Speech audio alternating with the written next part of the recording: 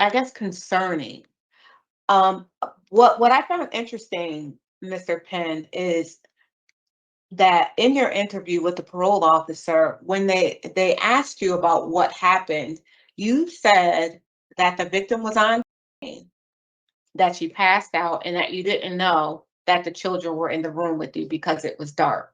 Is that still your position? And that's not the craziest thing about what we're going to see in this parole hearing. It's that even though a man who is told to register for life because of the crime that he committed to get him locked up, his plan is to still get out and take custody of his young teenage daughter and young teenage son.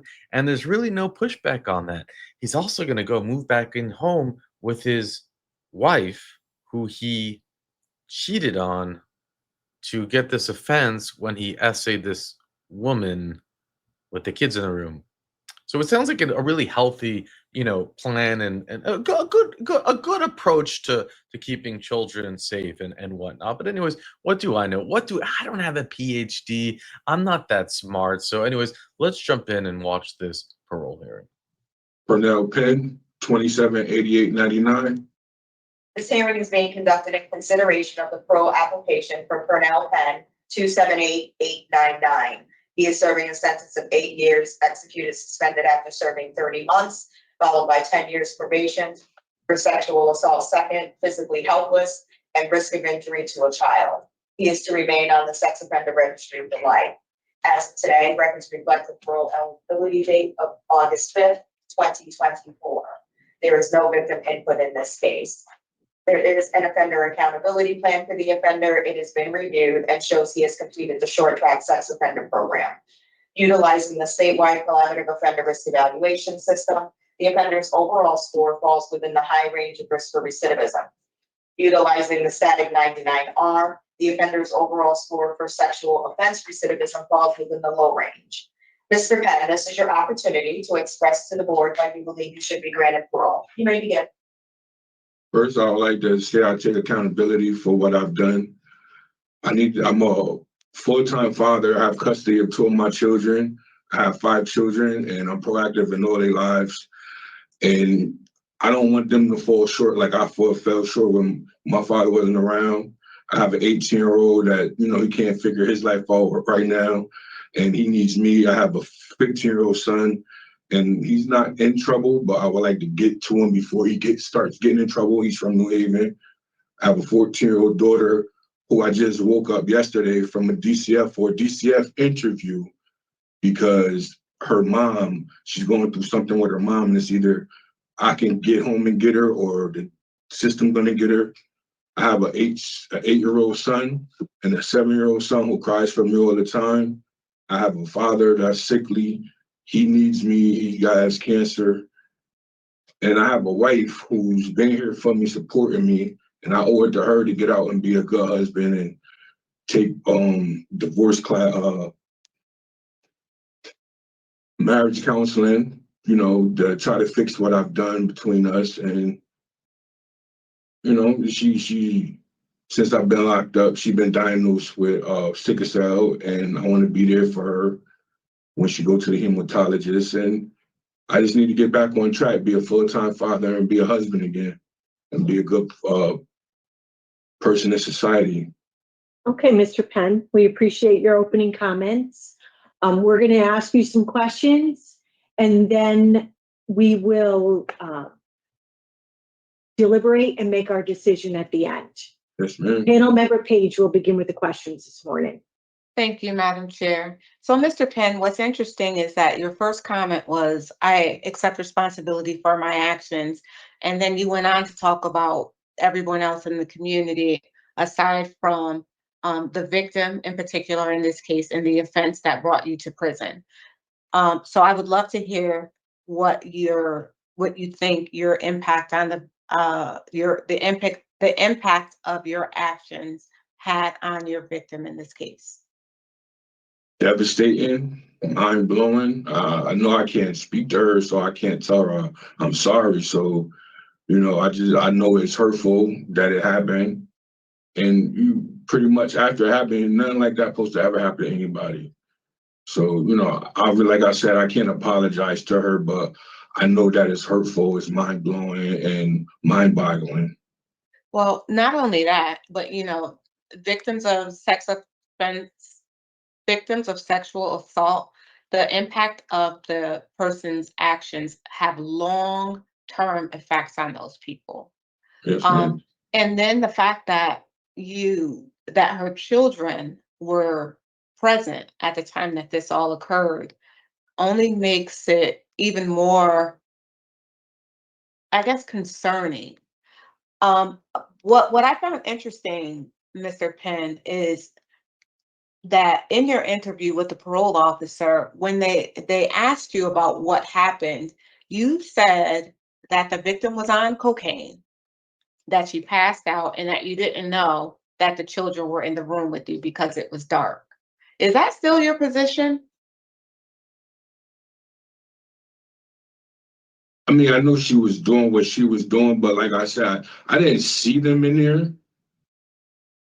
So you didn't unplug the lamp? You didn't make sure that it was completely dark in the room?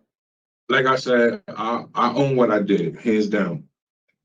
Unplugging anything, I did not. And just I told the cops, I told even Miss Logan, I didn't specify what she lied about. But far as any lights, I didn't touch any lights. Yes, I did what I did. I'm wrong for that, but I didn't touch any lights. And if I Okay, would so have did you seen, know her children were there? I knew they was in the house, but I didn't see them in the bed. No, I did not. You didn't feel them in the bed? No, I didn't even get on the bed. I pulled her towards me. I didn't get in the bed on the bed. No, I did not. And I admit I'm wrong for what I did, but if I'm admitting what I did and I'm wrong, I will admit, hey, I seen him in the bed, but I did not. Okay.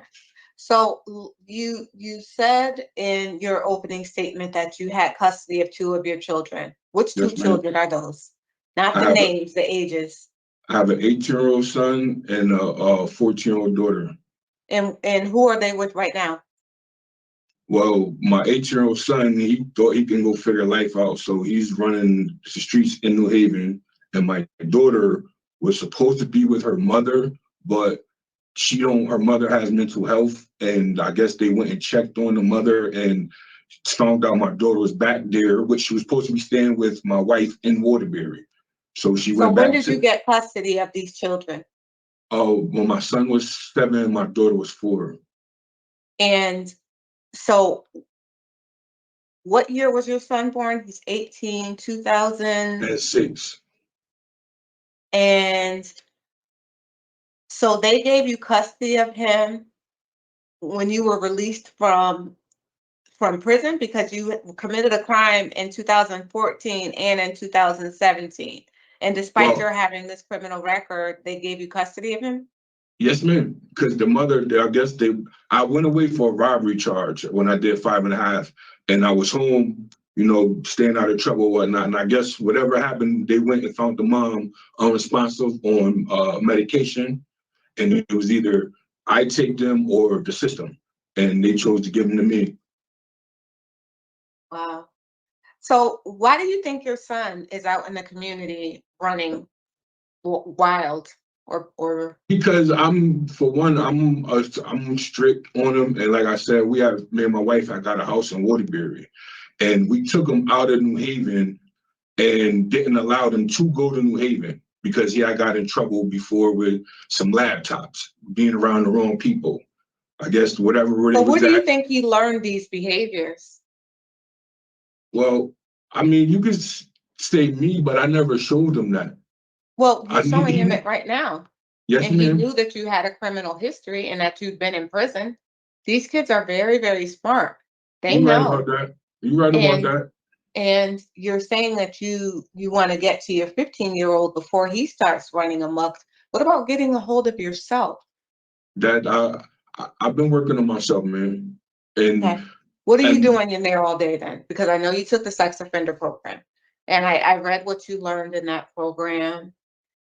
You said having free time could be a risk for you, being around people who don't feel like you feel about them, which speaks to why you committed the offense that you're currently incarcerated for.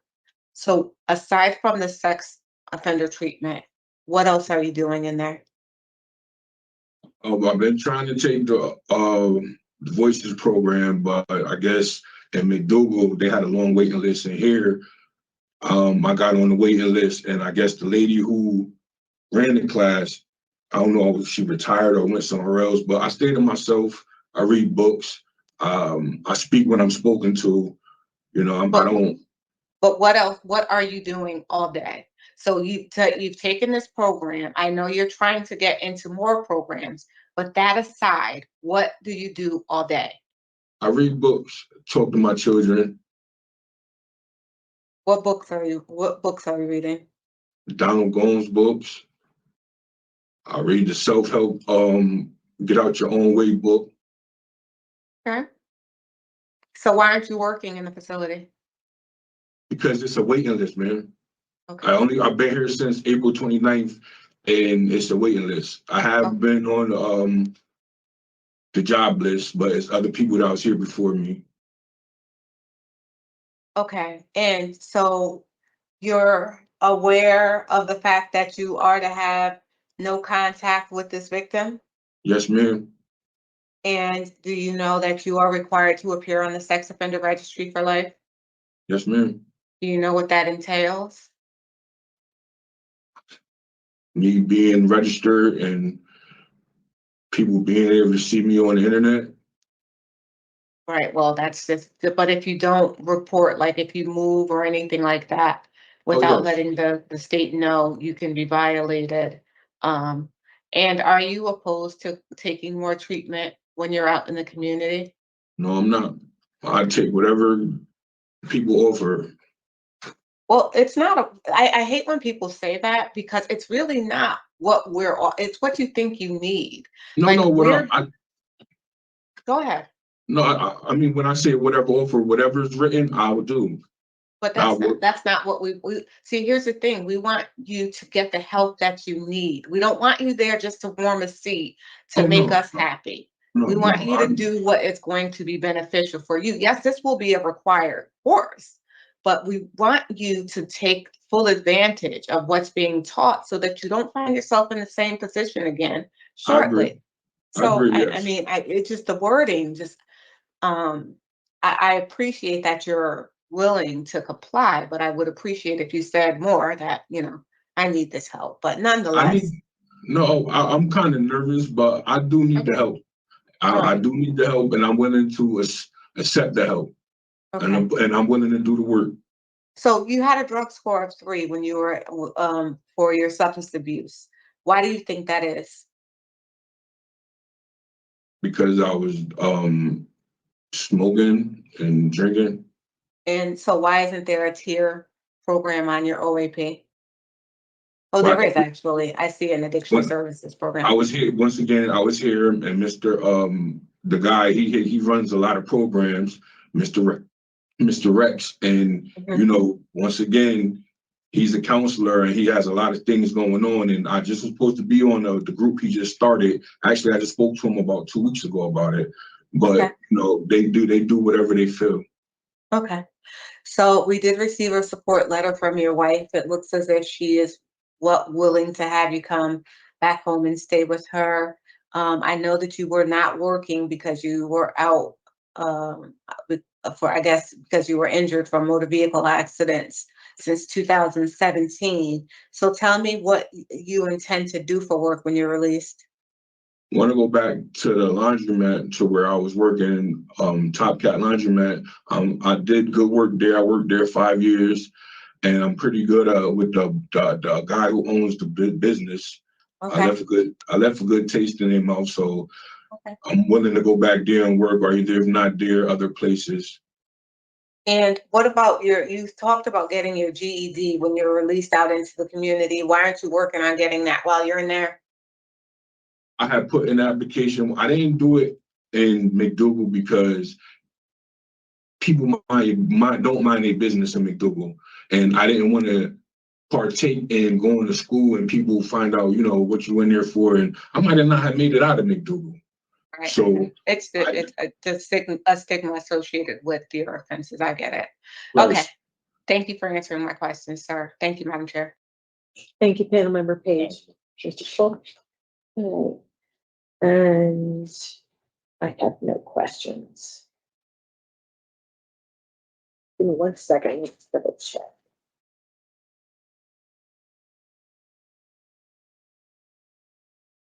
Okay, I have no questions. Panel member Page, we have no victim input on this case. Nope. Nope. Madam Chair, I can appreciate the fact that Mr. Penn participated in the program. It looks like he did gain some insight.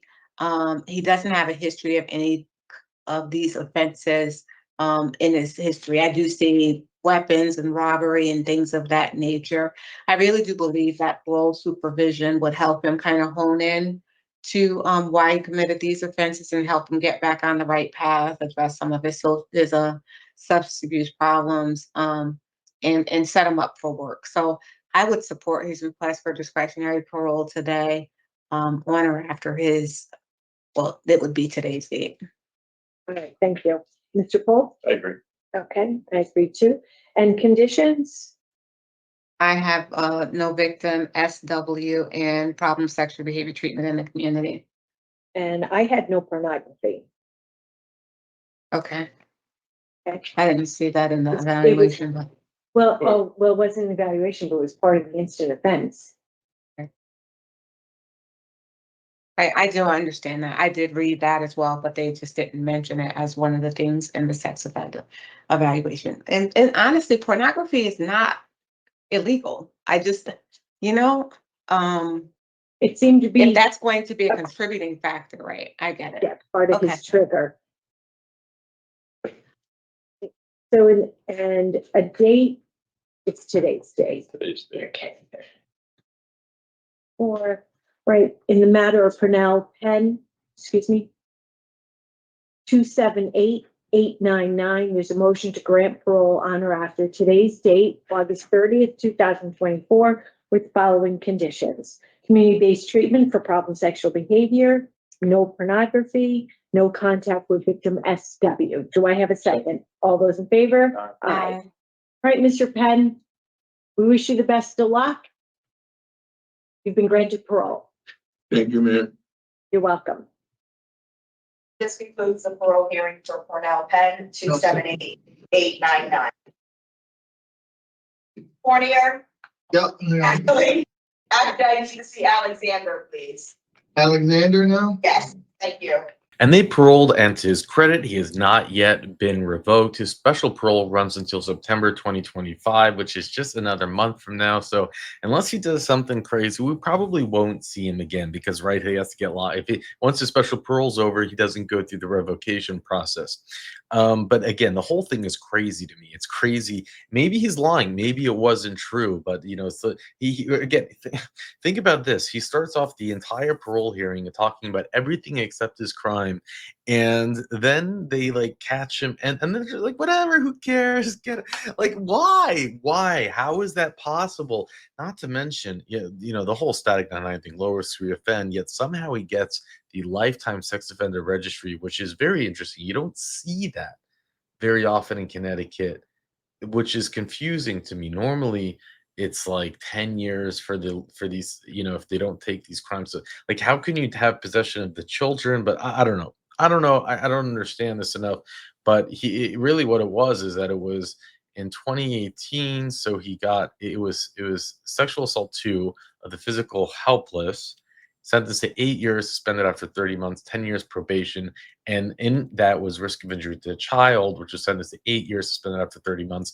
He only had to do 30 months on this. Well, I think he got more time, of course, because we're seeing him here. So maybe they were running back to back. But yeah, he's out. And I don't have much more to add on that. So what we're going to do is we're going to watch another hearing. Now, some of you may have seen this hearing already. About 50% of you have seen it. And why I'm playing it again is because it means that 50% of you haven't. And that number is on the maximum, right? We're close to 100,000 subscribers. It has about 40,000 views. So, and then about, you know, the way that the data says is that about 50% even leave within the first 30 seconds. So there's a good chance you haven't seen it, but YouTube like demonetized it and they shadow banned it, and then it just went off the radar. So what I do with that is I try to put it in the back of these second hearings, and I read the comment section. I know it's frustrating to see a repeat hearing. So what I'm trying to do is play it after a new hearing. So you'll see a new hearing. If you don't, if you've already seen the second one, you leave. And if you haven't, this one is worth seeing. I think it's one of the more it's up there, which is why I'm playing it again. So with that, let's jump in. Antonio Allen, 430284, ma'am. He is serving a sentence of 30 months jail flat for criminal possession of a weapon. As of today, record reflects a parole eligibility date of May 4th, 2024. There is no victim input in this case. There is an offender accountability plan for the offender. It has been reviewed and shows the offender has completed the SRG program and voices. Utilizing the statewide collaborative offender risk evaluation system, the offender's overall score falls within the high range of risk for recidivism. Mr. Allen, this is your opportunity to express to the board why you believe you should be granted parole. You may begin. How y'all doing, ma'am? I feel like, first of all, I would like to say good morning and God bless you and your families. And one reason why I feel like I should be granted parole because I know I committed a crime and I know I did wrong. At the time, I was going through a lot of things in my family and I was afraid of my life. That's why I was carrying a gun. But now that I've been incarcerated, I feel like I've become a better person. You know what I mean? I've learned how to control my anger. And I know that what I was doing was wrong at the time, but I will not be carrying a gun again when I get out. And I also have a job set up for me when I get out. I have a great support system. And, you know, I just know that being in here, I've changed around so much that, you know, I was able to control my anger. And I haven't been in any fights. I have no DRs. Mainly that, like I said, I was just going through a lot of stuff in my life in that time. And I feel like I've become a much better person since I've been in here. So I'm able to control my anger and I won't be having necessarily have a gun no more when I'm out. All right. Thank you, Mr. Allen, for that statement, sir.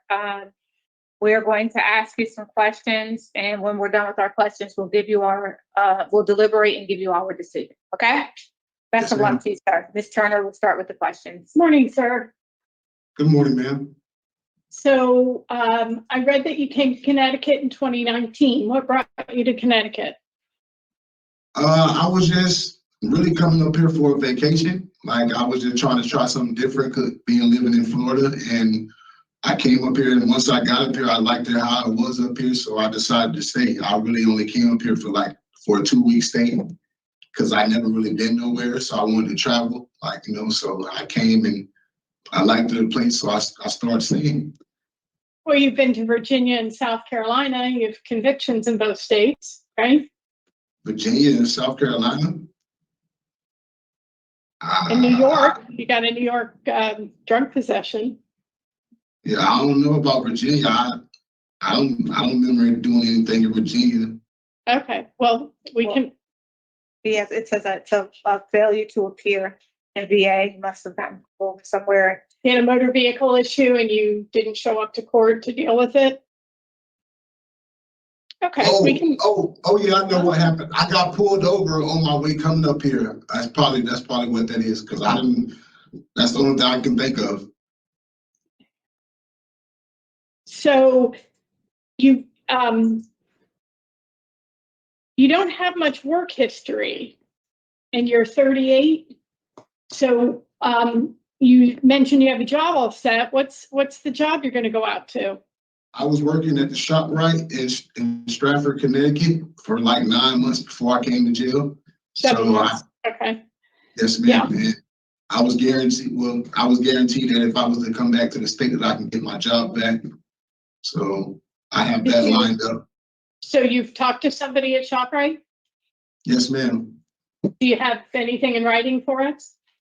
No, I don't have it in writing. I was told this before, because I had got sentenced, and I was told I knew I was coming to jail because I got sentenced from the street.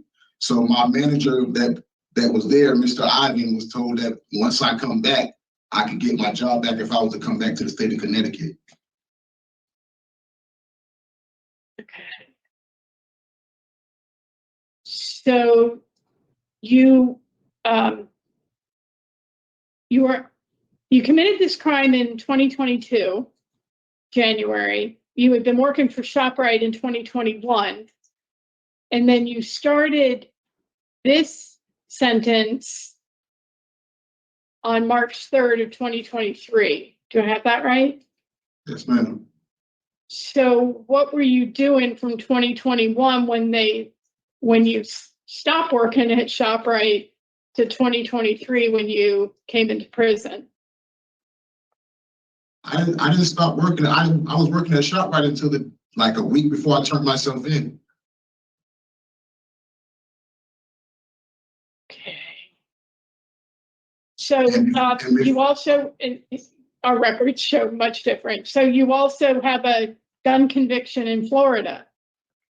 Yes, ma'am. 2009. So being in Connecticut since 2019, when did you get the gun? I don't really remember when I got the gun, but I would say probably like 2020 or 2020, in the beginning of 2021. I had just lost a close friend of mine. He had got killed, and we was together every day. So after he had got murdered, I decided that maybe it was time for me to get a gun because we was like best friends and we was always together. That's why I was saying I was going through a rough patch in my life at the time. Like that was my best friend since being up here and from Florida. And Where'd you when he get the got gun? murdered, off the street, man. So where did you learn to practice loading and discharging and cleaning and storing the firearm? I didn't learn that anywhere. Okay. So why would you think you could protect yourself with a gun you didn't even know how to handle? It's easy to pull the trigger if I was in harm. It's not that hard to pull the trigger. Well, guns have recoil. Every gun fires differently. Yes, ma'am, And they do. So you had it for close to 2 years. Did you ever clean it? No, ma'am. Where'd you store it? I kept it outside. Oh, wow. That can do a lot of damage to a gun. So I guess what I should explain to you, Mr. Allen, is that we're trying to make a decision about whether it's appropriate for you to finish the 2.5 years you have to serve out in the community. And we have to make that decision in light of the interests of public safety. And you present to us as someone with a significant criminal history who was prohibited from possessing firearms and ammunition, willing to acquire a gun that you didn't know how to use, thinking you were going to protect yourself, when in fact you were doing nothing but endangering the safety of everybody around you out in the community.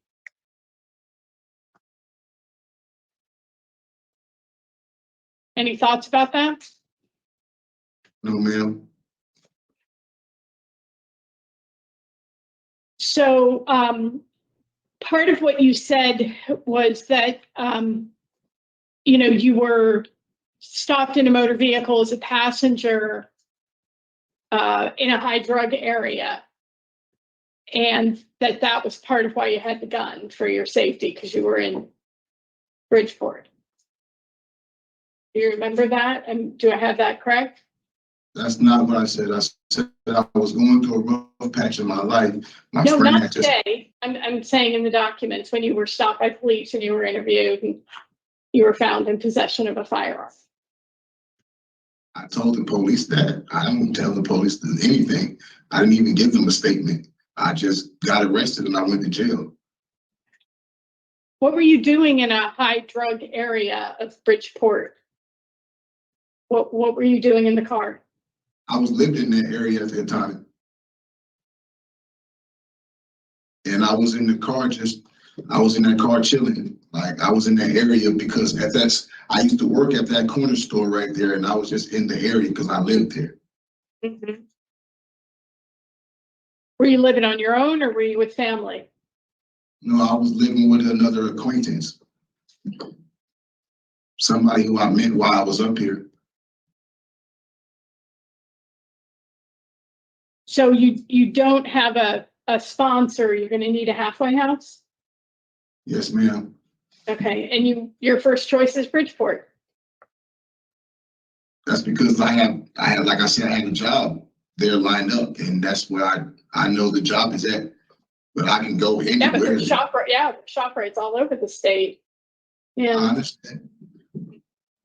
and just trying to understand your decision making and what your plan is, because, you know, if Bridgeport feels so unsafe that you have to carry a firearm that you don't know how to use, and you want to go back to Bridgeport, it makes me wonder, you know, why?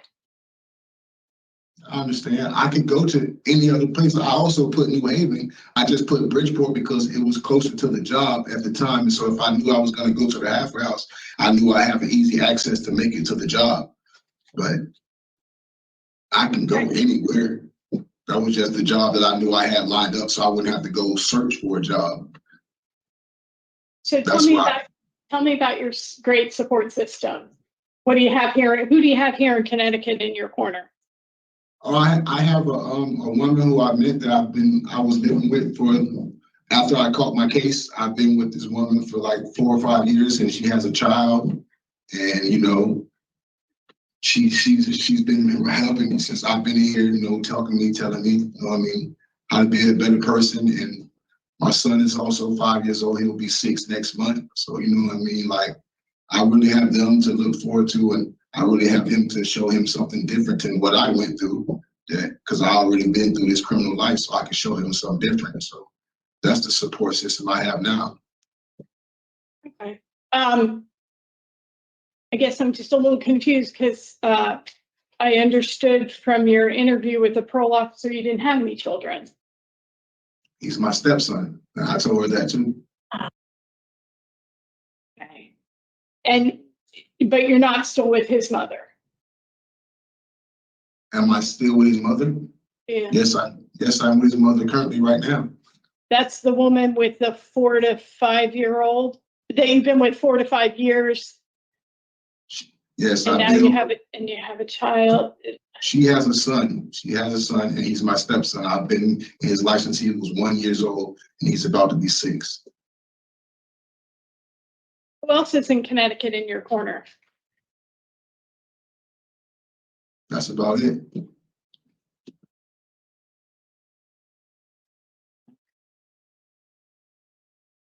So you renounced the Bloods in February of this year? Yes, ma'am. What did you learn from the SRG program, sir?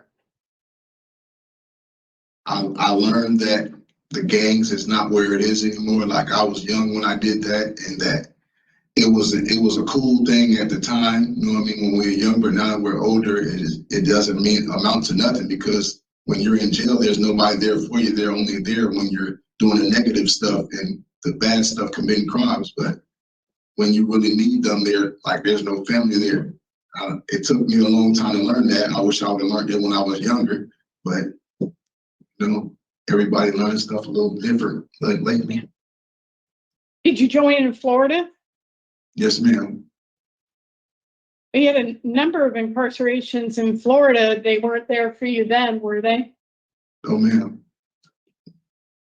How many phases of the SRG program did you complete? All 5.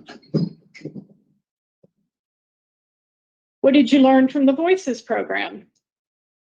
The Voices program was really good. That's one thing I can say.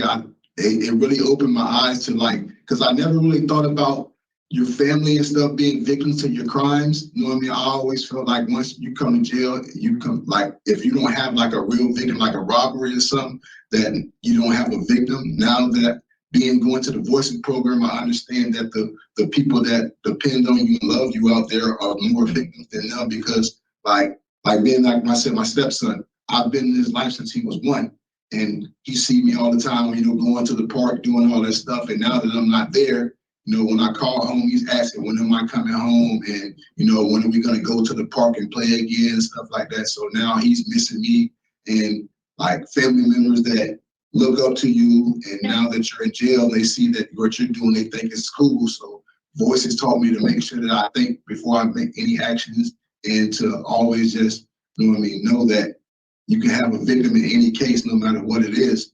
There's always a ripple effect of what you do. So your crime affects the community and everybody else around you.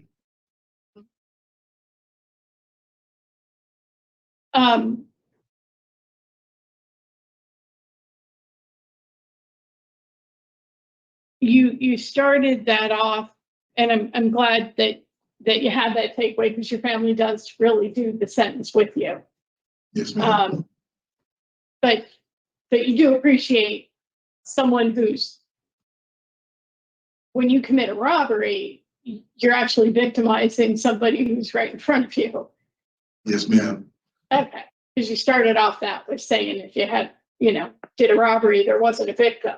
No, I'm saying if you do a robbery, the victim is the person that you're robbing. And like now, I didn't think about my family being victims of me committing crimes. I always looked at it like you only have a victim. Do you think about the fact that the person that you commit the robbery against, their family members are also victimized? Yes, of course. Yeah. Okay. Well, it hadn't come up in the conversation. So, it's not just the one person that you might target, but everybody in their lives is affected by the harm done to this person and their effort to recover from that harm. And then, it hits the evening news, and it, creates trauma in the community because everybody feels unsafe. And then it leads to people like you choosing to possess a firearm, thinking they can keep themselves safe with it out in the community, not even just protecting your home from an invasion, but, carrying it around on you and having it on you, thinking that could somehow keep you safe. It's a certain brand of insanity, isn't it? Yes, it is, ma'am. It creates a lot of trauma. Mm. Well, it's good to see that you haven't had any disciplinary issues while you've been incarcerated.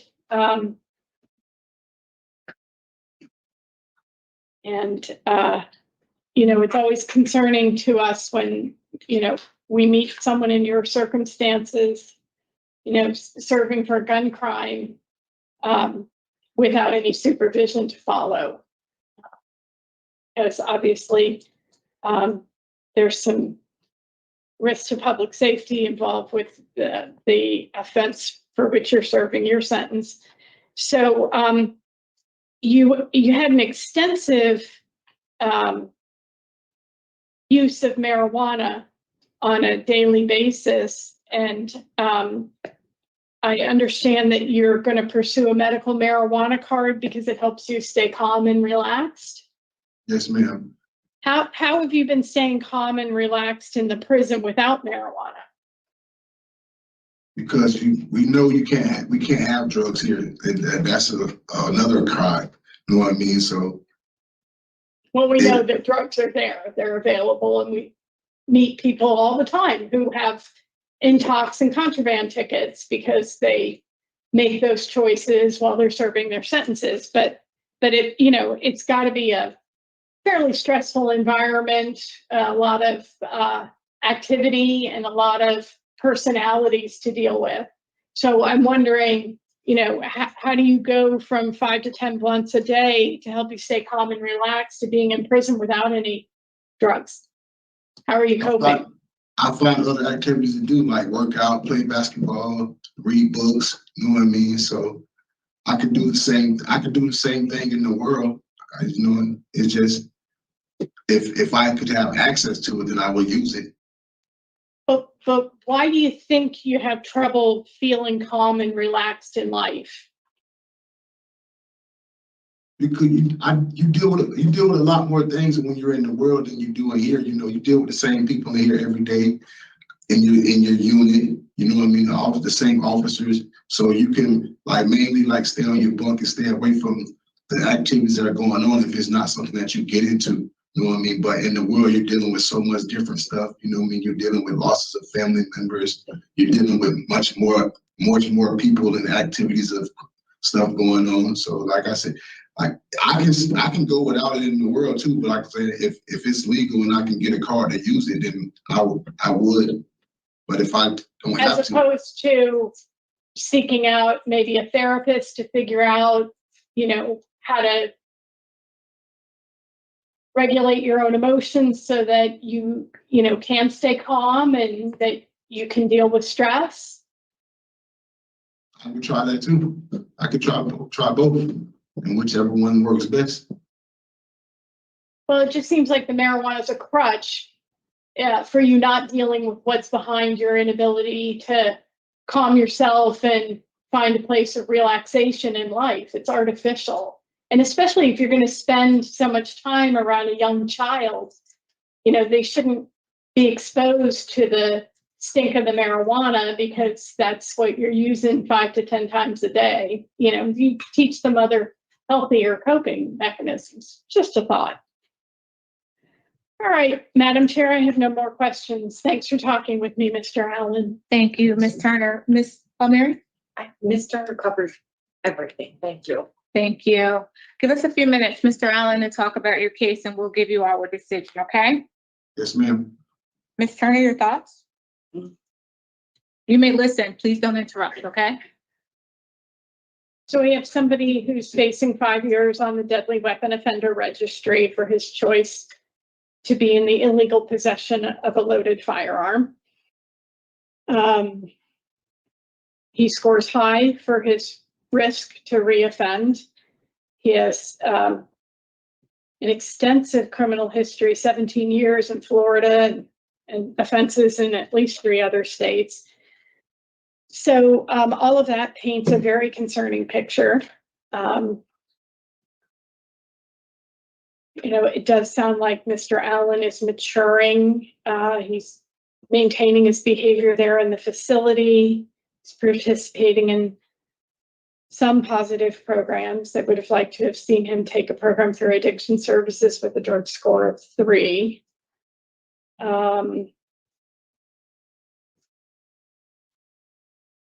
I have some concerns about his release plan.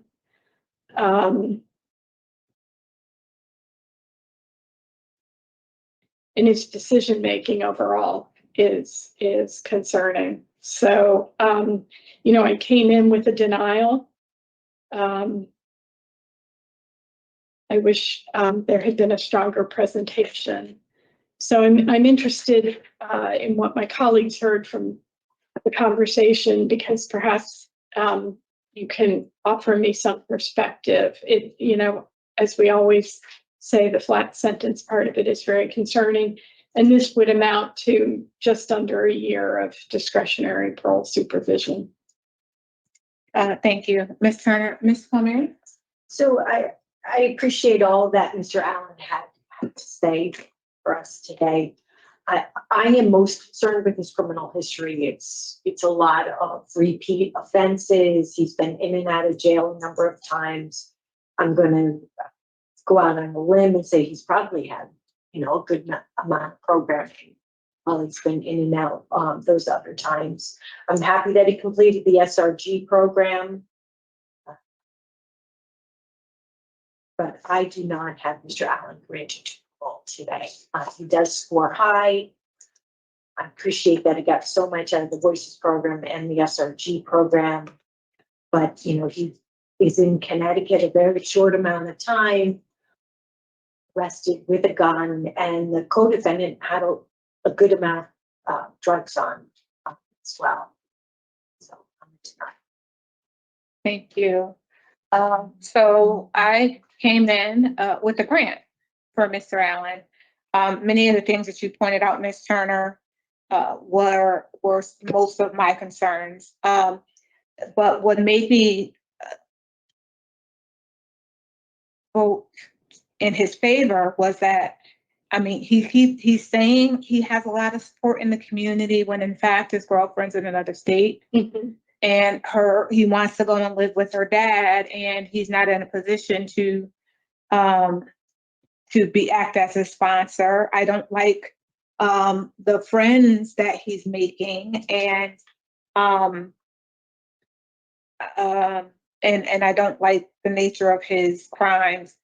But the fact that he has no support in the community, he's serving a flat sentence, and he's a multi-state offender, I thought in light of public safety, the supervision that parole would provide would at least be able to monitor him for a short period of time prior to his just walking out of the prison doors with nothing.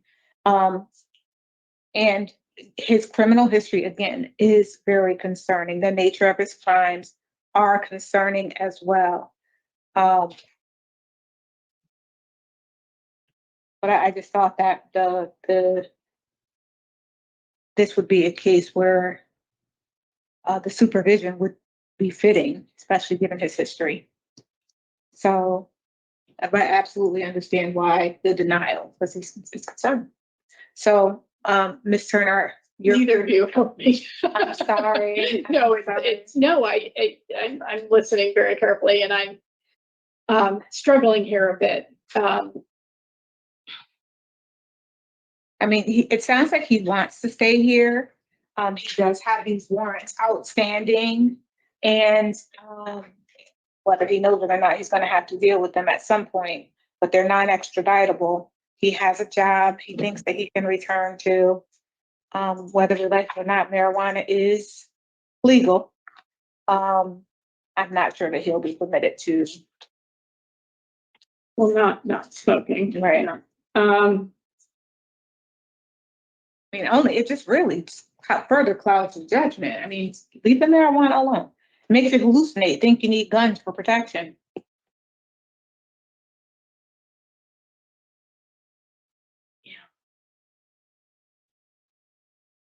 I wish there was some more detail under the employment as to, the dates for the shop rate time and why he.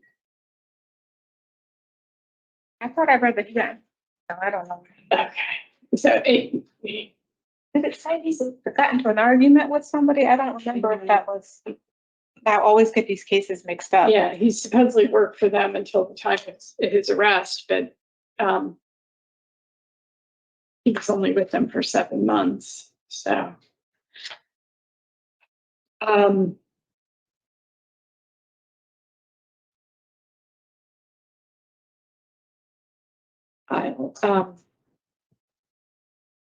vote to grant him the supervision of almost a year on discretionary parole. And then when he's done, if he wants to go to North Carolina or back to Florida, but he'll be on the registry while he's here in Connecticut. And I'm going to suggest a mental health evaluation and treatment to, push him towards, dealing more constructively with his inability to calm and relax. So halfway house and co-defendant. Okay. Do you have anything else, Ms. Miller? Yeah. And are you going on the minority? So with regard to Antonio Allen 430-284, I move that he be granted parole on or after today's date with the following conditions in addition to the standard parole conditions. You have no contact with Rebecca Fox, who's listed as your co-defendant. You participate in a mental health evaluation or receive treatment as deemed necessary. And we're putting a halfway house as a condition because your sponsor declined. Is there a second? Second. All in favor? Aye. All opposed? Aye. So, Mr. Allen, this is a majority decision. We're not voting you to parole, sir, because we think that you've earned parole. We just think that in light of public safety, you're having the additional support to go out and transition back into the community and be a law-abiding citizen is that much higher when you have someone helping you, kind of guiding you. So we do wish you the best of luck, and we thank you for speaking with us, sir. Good luck. Thank you so much, man. Y'all enjoy your day. This concludes the hearing for Antonio Allen, inmate number 430-284. This hearing would be funny if it wasn't scary. Okay, so he was sentenced to just 30 months. So what are they supposed to do? You could just keep him locked up for as long as possible and maybe send a message.